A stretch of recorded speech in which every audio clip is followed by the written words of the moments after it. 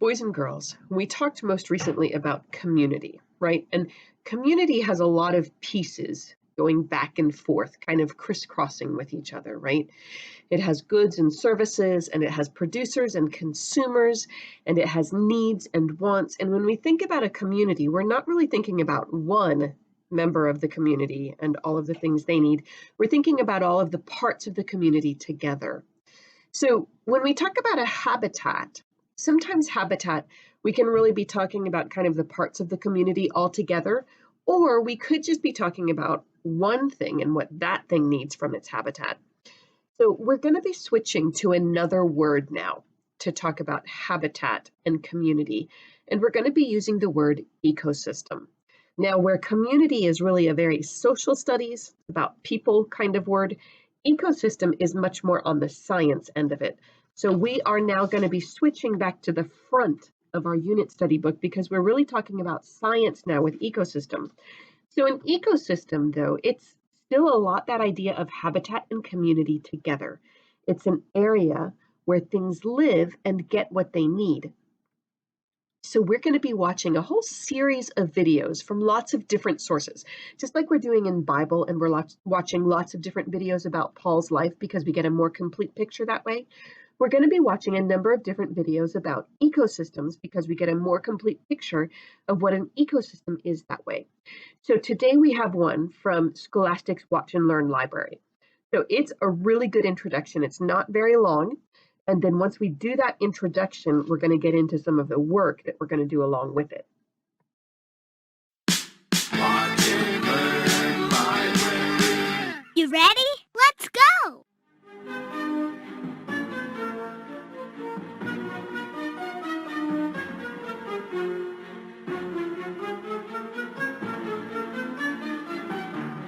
Ecosystems. Let's visit a grassland habitat. Here you'll find fierce lions, speedy zebras, thick grass, and twisty trees.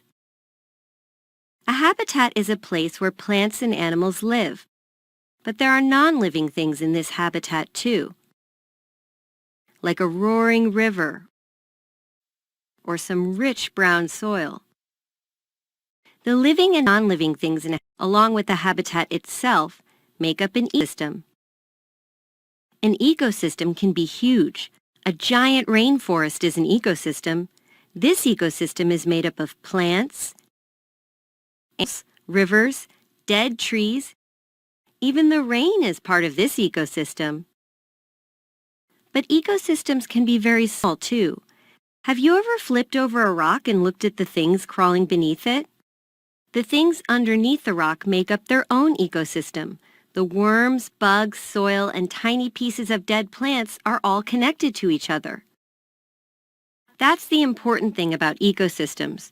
All the things are connected to each other. One way that living things are connected to each other is through a food chain. A food chain shows the feeding relationships between living things in an ecosystem. Let's take a look at a simple food chain. This green grass uses sunlight to make its own food. Then, a tiny grasshopper eats the grass. Uh-oh, here comes a creepy crawly spider to eat the grasshopper. In a food chain, each plant or animal eats the one below it on the chain. But in an ecosystem, there can be hundreds or even thousands of plants and animals. You can't show how they all eat each other using just one food chain. That's when you need a food web. A food web shows how different food chains in the same ecosystem connect to each other. Let's go back to our simple food chain. Remember how the spider eats the grasshopper? Well, it's not alone. Small green lizards eat grasshoppers too. These lizards also eat spiders and worms and flowers. And don't forget about the birds that eat the spiders and the worms. When two or more chains connect, it makes a food web, and the bigger the ecosystem, the bigger the food web. Our world is full of life, and from the biggest ecosystems to the smallest, it's all connected.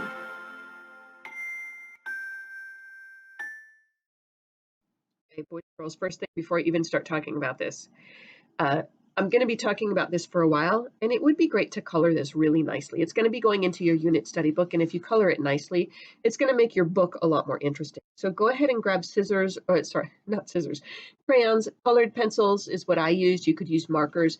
And while I'm talking about this paper, you can go ahead and be coloring it and keep an eye and an ear open for the video. All right, boys and girls, in your packet of materials, you have a number of papers that are about different habitats. They use the word habitat, but you could also use the word ecosystem. It talks about trees and underbrush, a diverse climate, lots of different kinds of animals there. But if you include everything, including maybe the air and the river that goes through and the rocks and the soil, then we're really talking about an ecosystem. So let's check out the parts we have here. A forest is a habitat covered with trees and underbrush that has a diverse climate. That means the weather can change a lot. There's a definition. Here is the type of plants we might have there. The trees in a forest change with the seasons, losing leaves in the cold winter and growing new leaves in the warm spring, but that's not completely true. So I want you to get this paper now and a pencil if you haven't yet. Pause the video and get this paper and a pencil. Now, we are going to put this whole thing here in parentheses. Parentheses means it's kind of just a little extra piece in there, and this isn't really a little extra piece in there, but we're going to use the parentheses to clue us in that this isn't 100% true. So we put a little curve like this that goes around the front, and a little curve like this that goes around the end of what we're saying. Because you guys know about pine trees, right? Christmas trees. You know, we have a pine tree on the playground. It did not lose its leaves in the wintertime. You can have pine forests that don't always lose their leaves. All right, over here, food chain, we haven't studied this too much. We talk about sometimes food chains or food webs. There's a brain pop video we might be watching about that with Annie and Moby. And you see this word here, producer, that we talked about with social studies. So a producer, again, is something that makes it. It's usually a plant in an ecosystem. The tree makes it. Now, of course, there's nobody out there buying it in an ecosystem, right? I mean, I guess there could be human beings buying things from other human beings. But in this case, we're talking about plants that are producing things. And then the consumers are the ones who eat it. So here, this word says herbivore. That means something that eats herbs like plants. So the squirrel, it eats the acorn. A carnivore, if you know Spanish, the word carne means meat. So a carnivore is a meat eater. Now, boys and girls, I also want you to know these pages are not 100% scientific. You could see that an owl might eat a squirrel, right? So the acorn goes from here into the squirrel. And then go ahead and add an arrow going down here to the carnivore, because you know, it starts with the sun, and the sun grows the acorn, which then goes to the squirrel, and then it goes from the squirrel to the owl when the owl eats the squirrel. And then this decomposer thing, that's not, again, this is not super sciencey, but it's going to help us start to get used to it. This owl, when it dies, the slug helps decompose it and turn it into dirt. Well, you guys know in our classroom, we have worms that are acting as decomposers, right? A decomposer can take a plant straight and decompose it. If the squirrel dies without an owl eating it, the decomposer might work on decomposing that squirrel. So this doesn't go as straight as it looks like it should. The reason we're starting with the forest ecosystem or the forest habitat is because these are a lot of really familiar ones, right, that we have around here, except not hedgehogs.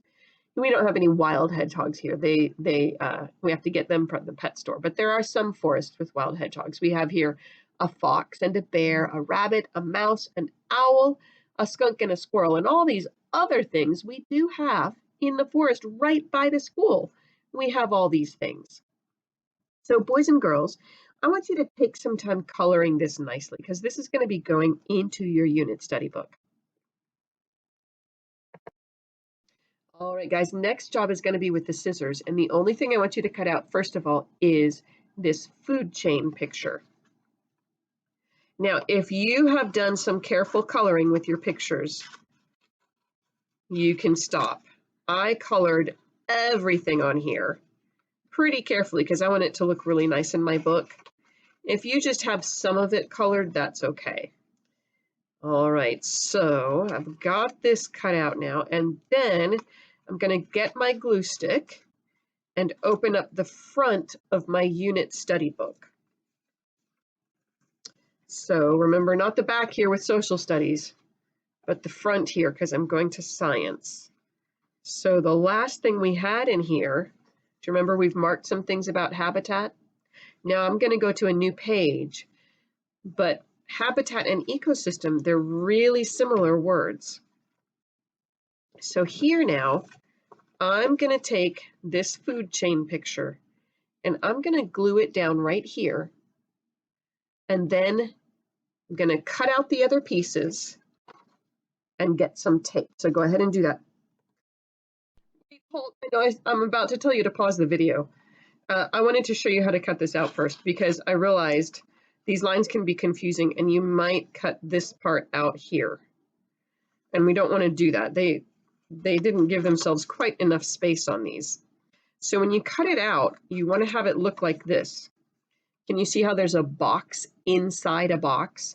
And down here is the title. So don't cut out this inside box. Keep the inside box inside the outside box that has the title at the bottom. So when you look at this one here that has definition, that means what a forest is. Can you see here? I'm going to cut around the outside, but this inside box, I'm going to leave that in one piece. So if you want to get your scissors and cut along with me, go ahead. I just realized as I started to cut it, I'm going to be telling you to pause it and cut them out, and you might have problems with it. So here's where it says forest, and I cut that off and cut the extra piece out from there. But now when I get down here, I'm not going to cut on this inside line. I'm going to be cutting on the outside line because this word down here says animals, and I want to keep that word with the animals up there. So I'm just cutting off around this very outside bit over here. All right. Okay. If we do this just right, it's going to make a kind of nifty book inside a book. So you have to get the pages on in order. They have to get taped just right, but then they'll make a book inside a book. So do you see when I put this animals page on top of the food chain page, it leaves food chain down here at the bottom, and then animals I can see up here. So I'm going to really carefully now take a piece of tape, put animals right above the food chain, and tape that down right there. Now do you see how I have these two pages? All right, so the next one now is plants. And do you see how I can put that on there? And then I've got these several pages. So that's the next one I'm going to do. And tape plants down really carefully. And then next comes this one here, says definition. That means where it says what it means. A forest is a habitat covered with trees and underbrush that has a diverse climate. So now I'm going to get that one taped down. And then last of all, this picture is my cover, right? So even if you only color this picture really nice, make sure you color this one really nice.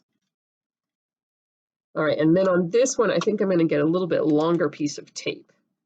Oh, I'm going to want even more, I think, because I want to get these corners all taped down. There we go. Now I have my book about a forest habitat or a forest ecosystem. It says forest. And then here it tells me a forest is a habitat covered with trees and underbrush that has a diverse climate. Plants.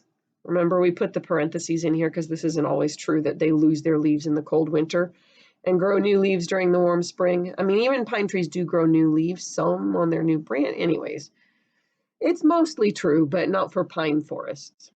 Here are some examples of animals, and here's an example of one of the food chains. So boys and girls, this is the thing to send me a picture of for today. If you're able to lift the pages just a little bit so that I can see them, that's awesome. This was quite a project. We're going to be doing several of these, but it's going to get easier now that you've made one and you kind of have the idea of what you're doing. All right, guys, definite pat on the back there. I know that was a lot of work and a lot of thinking, a lot of cutting, gluing, having to pay attention and figure it out. It's going to be easier now because you know what we're doing, but excellent stamina. Nice hanging on there through it.